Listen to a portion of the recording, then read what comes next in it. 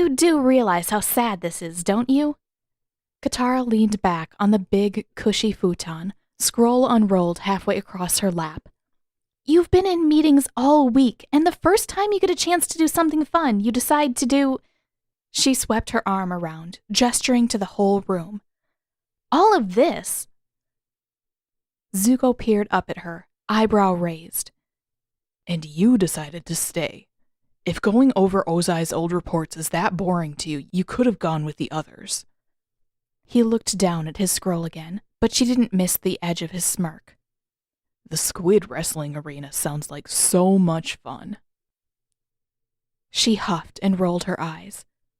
Right, because reading old political scrolls and squid wrestling are the only two options when it comes to having fun. She watched him for a response, and when there was none, she added, It's not like there's a whole city out there or anything.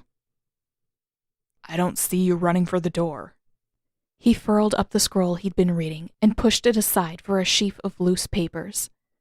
If I'm such rotten company, then...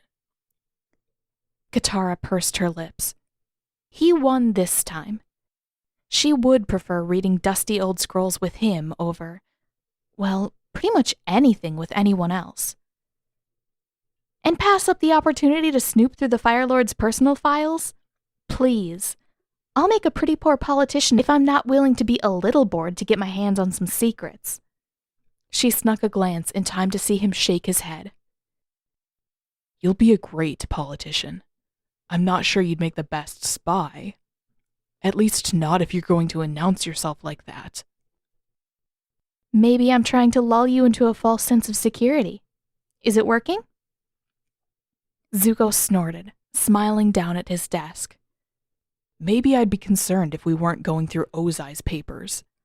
I didn't know most of this stuff. He turned the next page in his stack. It's not like we can overthrow him a second time. Though the more I read, the more I wish we could. Katara made a small noise of agreement. Her pile of scrolls hadn't been terribly interesting so far, but the things she'd seen, Ozai funneling food and medicine away from his own people and into the military, his refusal to honor soldiers' pensions below a certain rank, his orders to close schools and orphanages to push the children into combat training or out into the streets, she shuddered. It was all over now. Zuko had seen to that, and if he hadn't, Katara would have marched all over the Fire Nation to personally put things right. But even so, the world would bear the scars of Ozai's cruelty for decades or longer. She found her gaze drawn toward the left side of Zuko's face, and she found herself wanting to touch it again, to caress and soothe the roughened skin. No, that would be a bad idea. That would be weird. She turned back to the scroll in her lap and made it halfway through Ozai's orders for the construction of a massive statue of himself in every town of more than 1,000 people, with greatly detailed descriptions of what was and was not to be portrayed in those statues, before she was too disgusted to read further. Find anything interesting? She asked. Zuko made a thoughtful noise. Something weird. Weirder than Ozai commissioning more than 50 gigantic statues of himself? Zuko looked up and made a face. That's just typical Ozai. Katara wrinkled her nose. Ew. Wish I could say I'm surprised, but I'm not. He looked down at his papers again, and his brow furrowed. I am surprised that there's a report about a river spirit scaring some of the soldiers back to the capital, though. Katara felt her eyes widen and her cheeks warm. Oh, is that unusual? Stupid. Of course it was unusual for soldiers to write the Fire Lord about spooky spirits. Where did that happen? She amended before he had a chance to answer. Zhang Hui. His eyes narrowed as he studied her. A few weeks before the eclipse. She tried to fix her expression into one of puzzlement. Never heard of it. Right, Zuko said slowly. He picked up the report and held it just high enough that he could maintain eye contact with her over the top of the paper. A river town that was starving. While you were in the Fire Nation. Apparently, a lot of villagers woke up miraculously healed one morning. He paused. Doesn't sound familiar? Katara pressed her lips together and looked down at her scroll again. Not a bit. How about this? All the water pipes in a factory upstream from Jianghui exploded, and the men on guard reported seeing a woman in dark robes running across the surface of the river. She kept her eyes fixed downward and fought to hold her expression still. Aren't explosions a firebending thing? She didn't even have to look up to see him roll his eyes. Then, he continued, apparently all the soldiers were driven off the site by a terrifying river spirit, and when a scout returned to the area a week later, the river was perfectly clean again.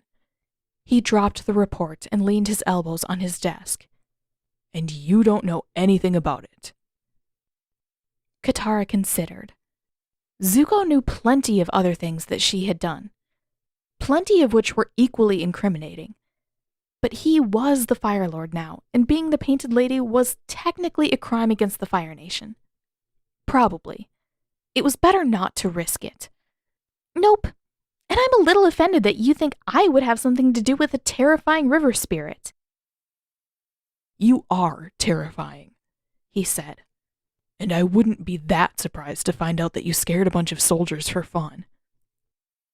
Fun? You think that... She stopped short when she saw his grin. I knew it.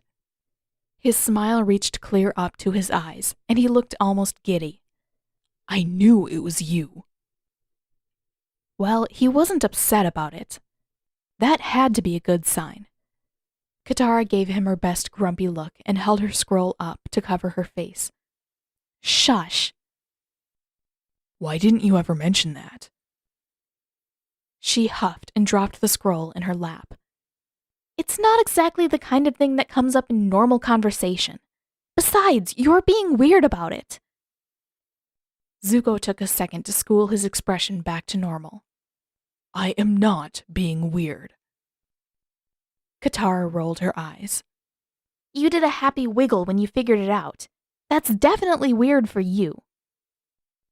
This time, he looked grumpy. I didn't wiggle. An edge of a smile crept up on her. Keep telling yourself that, oh grand and dignified Fire Lord. I know what I saw. She closed the scroll and pushed it to the side. Besides, you never told us about the blue spirit. Why should I give you all the details about the Painted Lady? You guys already knew most of that. What's there to talk about? I didn't get to hear it from you. That makes a big difference. Zuko shrugged. I started wearing the mask when I wanted to be someone else for a while. I got better with my swords, and I started doing a lot of sneaking around and fighting in costume. Sometimes I did good things, other times I stole fancy tea sets from rich merchants and tried to convince my uncle that I found them abandoned in a riverbed. Then I threw the mask away in Ba Sing Se. He paused, watching her. That's pretty much all. Your turn. I saw a village full of starving people dressed up like one of their spirits and did everything I could to help them. She broke from his gaze for a second. It's possible that I blew up a few things in the process. He made a noise that sounded very much like a stifled laugh, and Katara glared. He cleared his throat. Was that the only time you were the Painted Lady? Katara nodded. It's not like we visited a lot of river towns where the disguise would have made sense. Besides, the robes made it hard to bend. She leaned forward a bit. Have you ever thought about being the blue spirit again? He ran a hand through his hair. Maybe sometimes. There are days when being someone else sounds really good.